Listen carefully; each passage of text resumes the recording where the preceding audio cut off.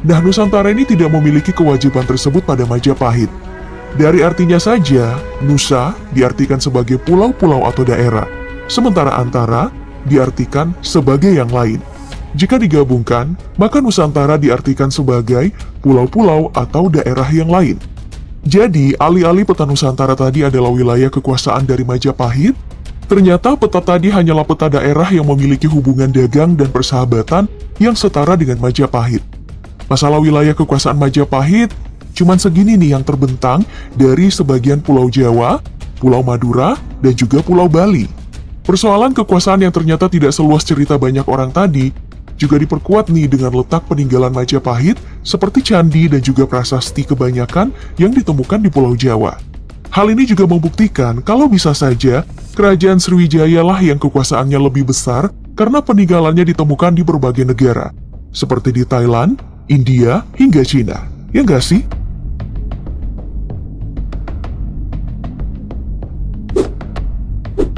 Membicarakan tentang Majapahit, tentu saja kita tidak boleh melupakan sosok Gajah Mada.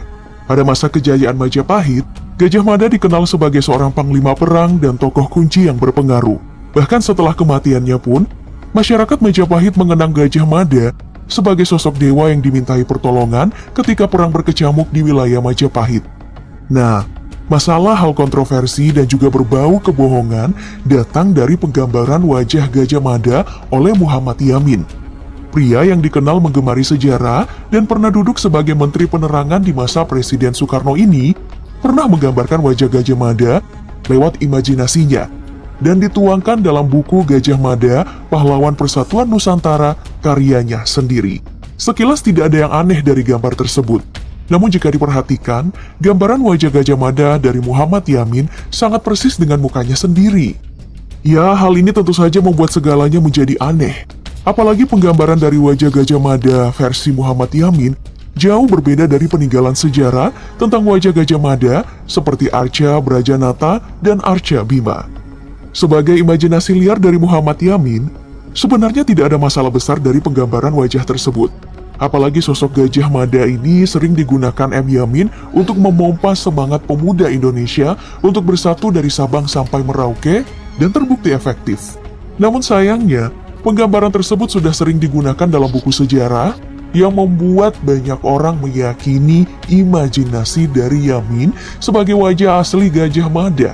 Menurut dosen sejarah UGM Bapak Bahaudin SSM Hum, hal ini bisa menyebabkan distorsi sejarah karena keyakinan yang salah. Makanya, dosen sejarah ini menawarkan kalau penggunaan gambar M. Yamin diberi keterangan sebagai imajinasi semata, supaya tidak menimbulkan salah kaprah di masyarakat luas.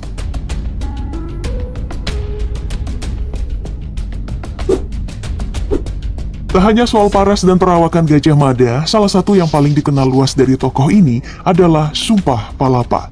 Sumpah yang dikemukakan Gajah Mada pada upacara pengangkatannya sebagai Patih Amangkubumi Majapahit pada tahun 1336 Masehi. Dalam naskah Sumpah Palapa ini banyak orang yang mengartikan kalau sumpah ini mengikat Gajah Mada untuk menguasai wilayah Nusantara yang belum dikuasai oleh Majapahit. Namun pada faktanya, Sumpah Palapa ini tidak memiliki maksud tersebut, melainkan untuk menyatukan Nusantara.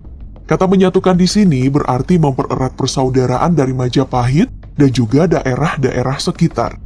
Namun, karena sudah terlanjur salah kaprah dari masa pengangkatan jabatan Gajah Mada, maka Sumpah Palapa ini menjadi pemicu perang Majapahit dan juga kerajaan Pasundan atau Sunda. Maka pecahlah perang yang bernama Perang Bubat. Hal ini disebabkan karena asumsi orang-orang, jika Majapahit mengalahkan Sunda pada hari itu, maka Sumpah Palapa Gajah Mada akan terpenuhi. Tapi sayangnya, Perang Bubat ini tidak berhasil dimenangkan oleh Gajah Mada dan membuatnya tidak memenuhi Sumpah Palapa.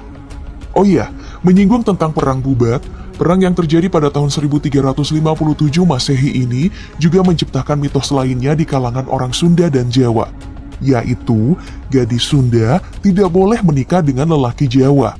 Ya, yang namanya mitos tentu saja ada yang percaya dan ada juga yang enggak.